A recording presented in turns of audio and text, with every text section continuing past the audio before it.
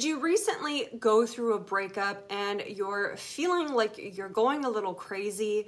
Or maybe you just don't feel like yourself anymore and you're having a hard time getting back to baseline? Or you're having these strange symptoms that feel a lot like these almost like severe mental health challenges, yet you don't fully understand where they're coming from, what's happening, or what they're all about? If so, your breakup may be bringing up old attachment trauma. And especially if you're saying to yourself, but my breakup wasn't even that bad, or we weren't even dating that long, or I didn't even feel this strongly after my 20-year marriage ended. In this video, we'll explore 5 signs people experience when their breakup is bringing up old attachment trauma. Now, of course, you may also relate to these symptoms if you did have a traumatic breakup or your relationship was stressful or traumatic.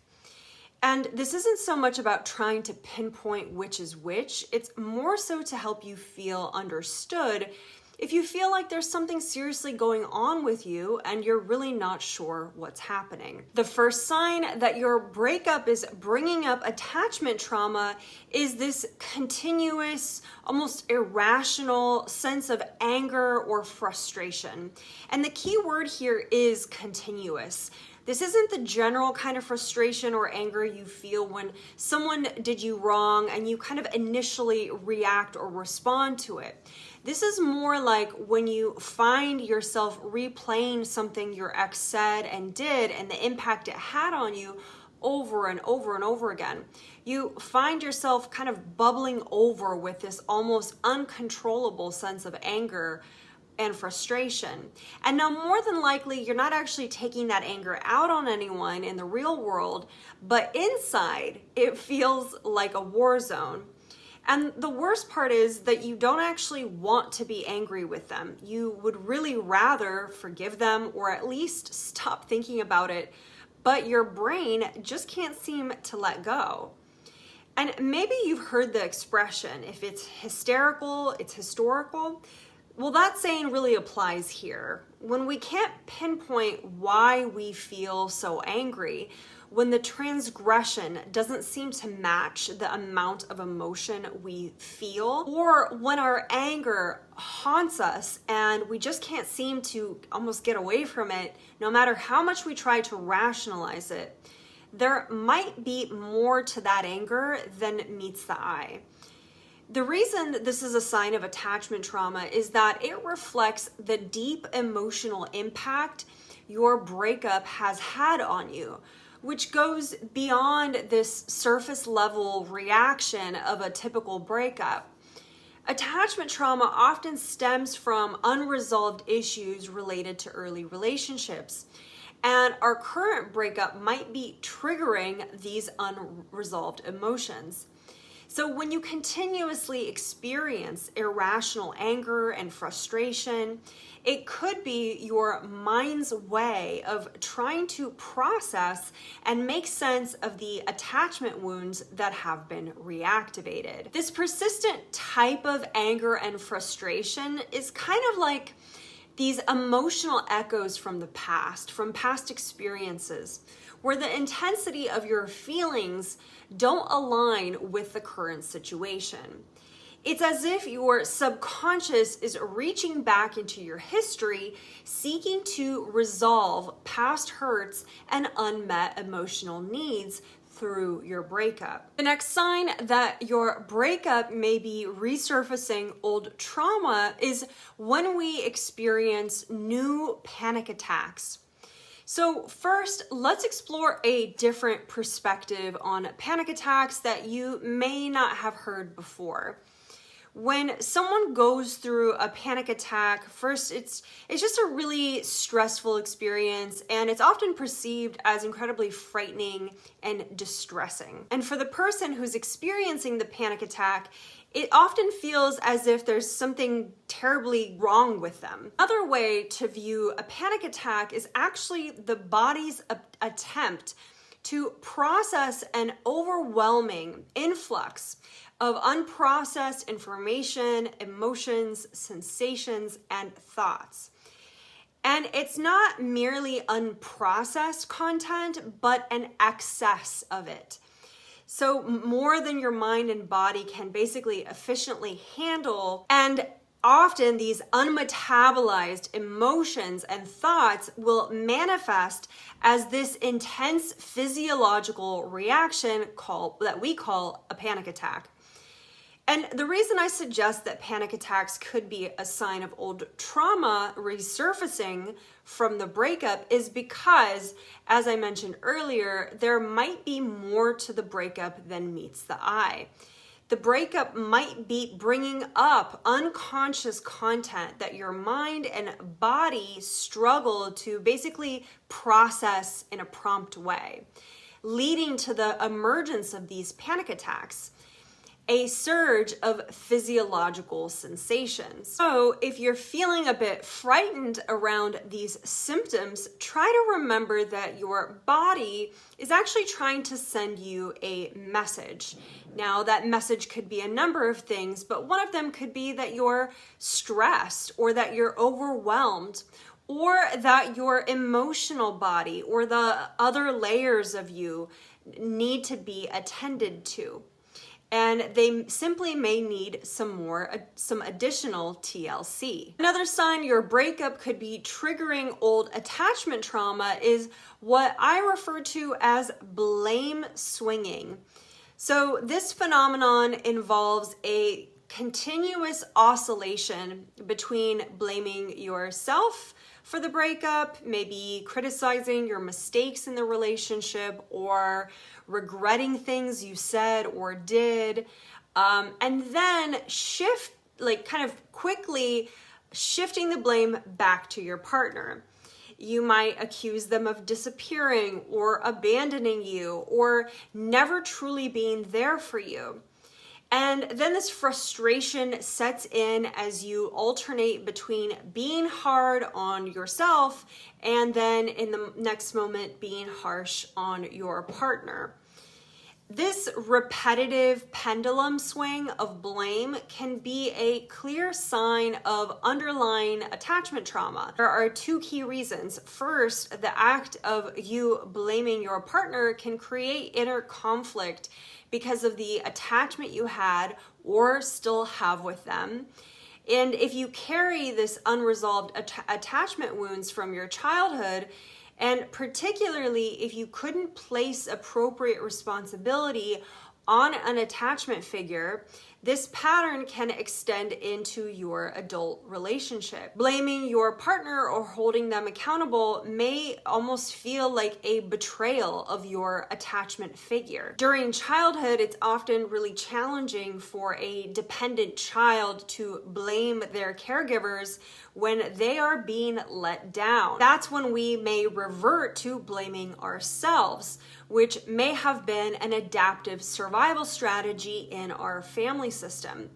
And then this cycle continues round and round as we grapple with these unresolved attachment issues. The next sign to consider is the belief that your partner intended to hurt you, that their actions were or are malicious. Let me pause here because it's essential to exercise caution here, because if you are in an abusive relationship, then this next sign is really not going to apply to you. So while it's true that some people can behave in hurtful or cold ways and their words can feel cutting, I often encounter survivors of childhood trauma who adopt this narrative that relationships are inherently antagonistic.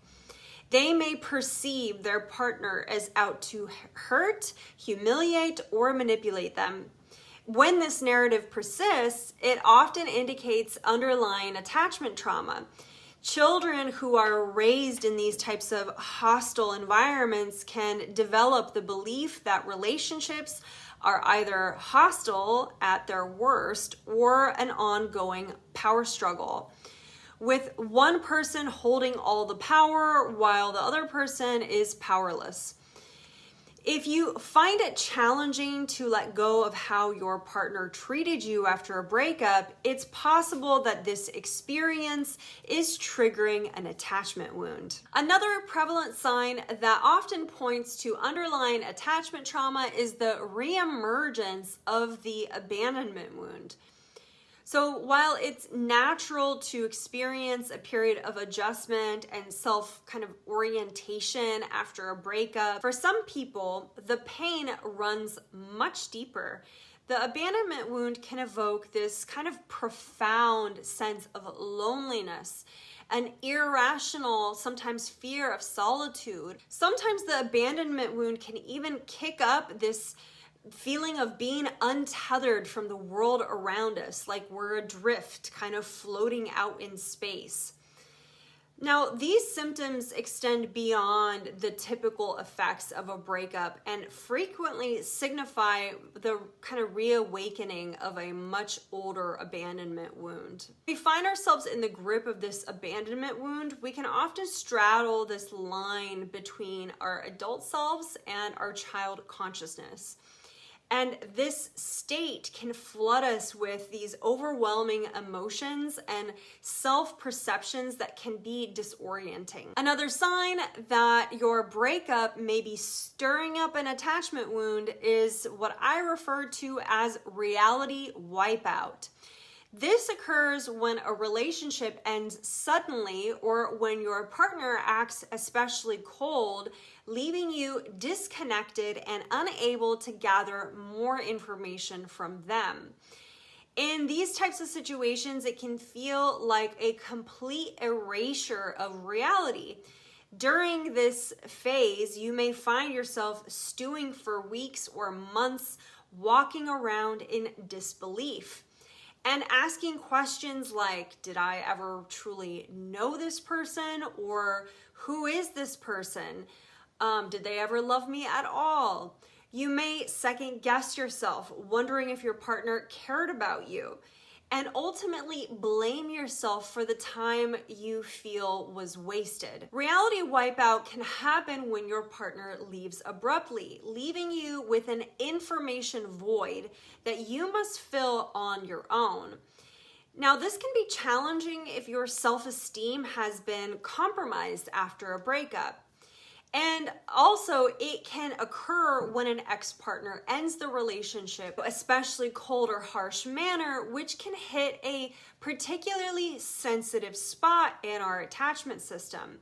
These moments can lead to a disconnection from your own reality, plunging you into this kind of state of shock, disbelief, and self-blame.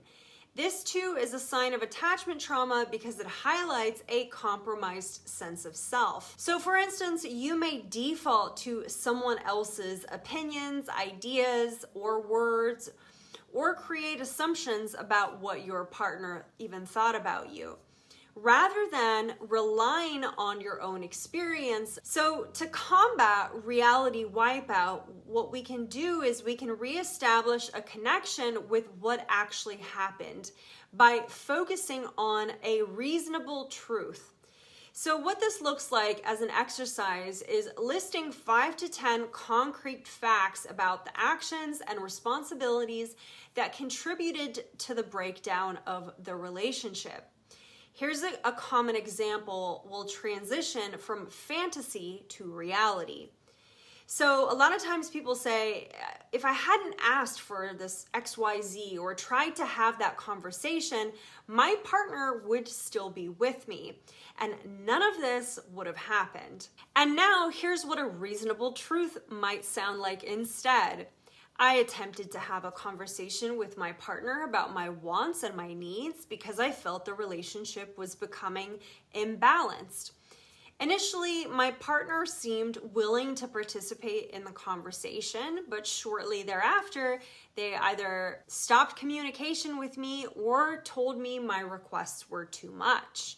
And the final statement might look like, in the absence of communication with my partner, I have this tendency to blame myself for attempting to have a conversation with them.